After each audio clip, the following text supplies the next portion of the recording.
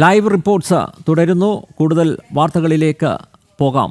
നമുക്ക് പോറ്റിയെ കേറ്റിയെ എന്ന പാരഡി പാട്ടിനെതിരെ ലഭിച്ച പരാതി അന്വേഷിക്കാൻ പോലീസ് DGPക്ക് ലഭിച്ച പരാതി ADGPക്ക് കൈമാറി. ആവശ്യമെങ്കിൽ പരാതിയിന്മേൽ കേസെടുക്കാനും തീരുമാനമുണ്ട്.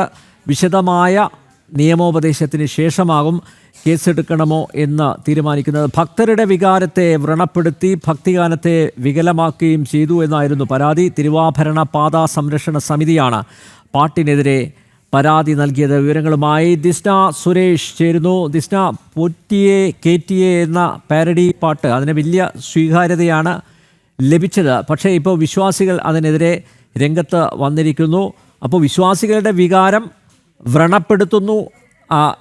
അതുകൊണ്ടാണ് ഈ വിഷയത്തിൽ പോലീസിനെ അടക്കം ഉൾപ്പെടുത്തുന്നത് എന്ന ഒരു നിലപാടാണ് സർക്കാരിൻ്റെ ഭാഗത്തു നിന്ന് ഉണ്ടായിരിക്കുന്നത്. നോക്കൂ, ഒരു ഭാഗത്ത് വിശ്വാസികളുടെ വികാരങ്ങൾ ഹനിക്കുന്ന സമീപനം സർക്കാർ സ്വീകരിക്കുന്നുണ്ട്. നമുക്കറിയാം, ശബരിമല സ്വർണ്ണക്കൊള്ളയൊക്കെ അതിൻ്റെ ഭാഗമായിട്ടാണ് ചേർത്ത് വായിക്കേണ്ടത്.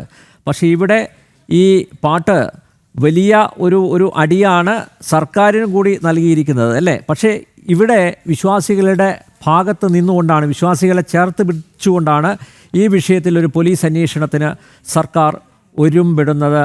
എന്താണ് മറ്റ് വിശദാംശങ്ങൾ ദിസ്ന?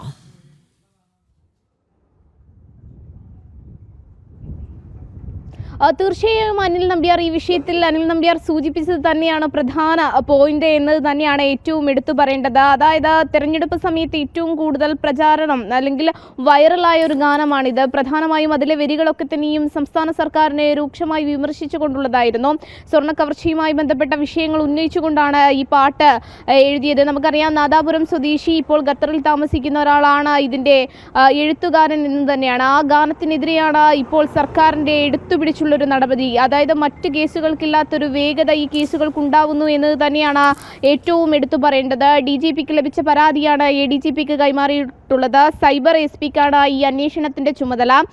നമുക്ക് മനസ്സിലാക്കാൻ സാധിക്കുന്നത്, നിയമോപദേശം തേടിയ ശേഷമായിരിക്കും ഈ കേസുമായി ബന്ധപ്പെട്ട മുന്നോട്ട് ഇനി എന്ത് നടപടി എന്നത് നമുക്ക് മനസ്സിലാക്കാൻ സാധിക്കുന്നത്. കേസ് എടുക്കണോ തുടങ്ങിയ കാര്യങ്ങളിലൊക്കെ തന്നെയും വ്യക്തത ഉണ്ടാവണം എന്നത് തന്നെയാണ് പോലീസ് വ്യക്തമാക്കിയിട്ടുള്ളത്. നമുക്കറിയാം, ആവിഷ്കാര സ്വാതന്ത്ര്യത്തിന് നേരെയുള്ളൊരു കടന്നുകയറ്റം എന്ന് തന്നെ നമുക്ക് പറയാൻ സാധിക്കും. തെരഞ്ഞെടുപ്പ് പ്രചാരണ രംഗത്തെ ഏറ്റവും കൂടുതൽ വൈറലായ ഒരു ഗാനം, അത് ഭക്തരുടെ വികാരത്തെ വ്രണപ്പെടുത്തി എന്ന് പറയുമ്പോഴും അത് കൂട്ടുപിടിച്ചുകൊണ്ട് വലിയ രീതിയിൽ സംസ്ഥാന സർക്കാർ ഈ ഗാനം എഴുതിയവർക്കെതിരെ ഇത്തരത്തിലൊരു നടപടിക്ക് മുതിരുന്നു എന്നത് തന്നെയാണ് രാഷ്ട്രീയ നിരീക്ഷകരൊക്കെ തന്നെയും കണക്ക് കൂട്ടുന്നത്. തിരുവാഭരണ പാത സംരക്ഷണ സമിതിയുടേതാണ് ഇത്തരത്തിലുള്ളൊരു പരാതി. മതവികാരത്തെ വ്രണപ്പെടുത്തി എന്നത് തന്നെയാണ് ആ പരാതിയിന്മേലുള്ളത് അനിൽ നമ്പ്യാർ. അതോടൊപ്പം തന്നെ ഈ സ്വർണ്ണ കവർച്ചയൊക്കെ തന്നെയും വലിയ രീതിയിൽ സർക്കാരിന് തിരിച്ചടിയായി നിൽക്കുന്ന സമയം, തദ്ദേശ തിരഞ്ഞെടുപ്പിലൊക്കെ തന്നെയും സംസ്ഥാന സർക്കാർ ഉദ്ദേശിച്ചത്ര ഫലം കാണാത്തൊരു സമീപനം.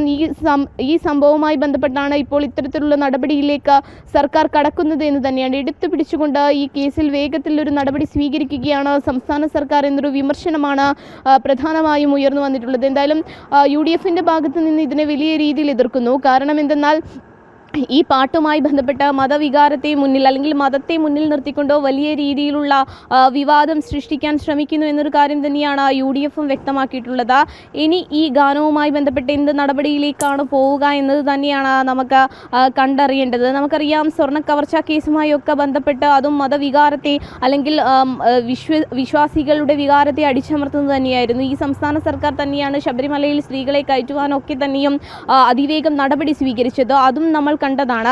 ഇപ്പോഴിതാ ഇത്തരത്തിൽ മതവികാരത്തെ വ്രണപ്പെടുത്തി എന്ന രീതിയിൽ ഈ പാട്ടിനെതിരെ കേസുമായി സംസ്ഥാന സർക്കാർ മുന്നോട്ട് പോകുന്നു. ഈ പരാതി കൊടുത്തവരൊക്കെ തന്നെയും നമുക്ക് മനസ്സിലാക്കാൻ സാധിക്കുന്നത് ഇടതുപക്ഷത്തിന്റെ സഹയാത്രികരാണ് എന്ന് തന്നെയാണ് അനിൽ നമ്പ്യാർ. എന്തായാലും ഈ കേസ് ഇപ്പോൾ സൈബർ SP-ക്ക് കൈമാറിയിട്ടുണ്ട്. നിയമോപദേശം ലഭിച്ചതിന് ശേഷമായിരിക്കും കൂടുതൽ നടപടി എന്ന് തന്നെയാണ് നമുക്ക് മനസ്സിലാക്കാൻ സാധിക്കുന്നത് അനിൽ നമ്പ്യാർ.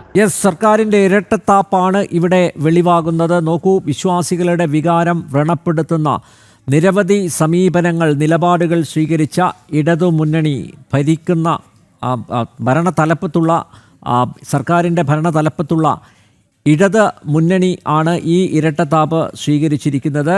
ഇവിടെ പറഞ്ഞിരിക്കുന്നത് പോറ്റിയെ കേറ്റിയെ എന്ന പാരഡി പാട്ടിൽ ഇപ്പോൾ പ്രോസിക്യൂഷൻ നടപടികൾ തുടങ്ങാനാണ് സർക്കാർ തീരുമാനം. അതായത് ഈ പാട്ട് എഴുതിയവർക്ക് പാടിയവർക്കെതിരെ ഒക്കെ കേസ് വരാനുള്ള സാധ്യതയുണ്ട്.